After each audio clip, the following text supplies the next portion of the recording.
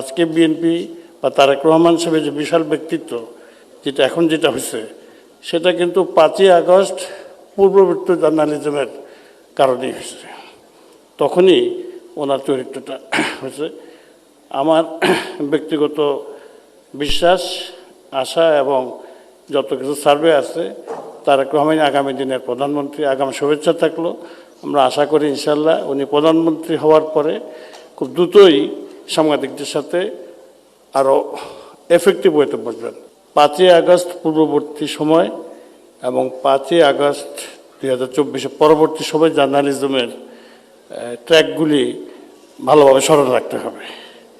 কারণ বিগত 18 বছর জার্নালিজম করা অত্যন্ত কঠিন ছিল। বিদেশে চলে যেয়ে জার্নালিজম করা আর বন্দুকের নলের মুখে জার্নালিজম করা ডিফিকাল্ট। এনকেলাবও বন্ধ হয়েছিল। আমাদের অফিস থেকে চলাকালীন সময় 6 জন চিফ রিপোর্টার নিউজ এটা 6 জনকে তুলে নিয়ে গেছে। আমিও পলাতক ছিলাম। আমার বাসা, অফিস সব জায়গায় সার্চ হয়েছে। তো অনেক ঘটনা, আবদুল্লাহ শিকদার সাহেব বছর আরও অনেক লোকের কথা বলা হয়েছে।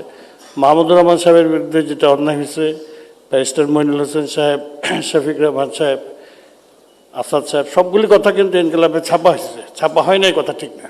যারা বিদেশে ছিলেন আর জেলে বসেছিলেন ওটা ওগুলো দেখতে পারেন নাই। সো মিডিয়া সেলে ওটা খেয়াল রাখতে হবে। এখন এই পরিবেশে যে জার্নালিজম সেটা তখন সম্ভবপর ছিল না। ওর মধ্যে ছোট ছোট করে কথার মধ্যে গুরুত্বটা অনেক বেশি।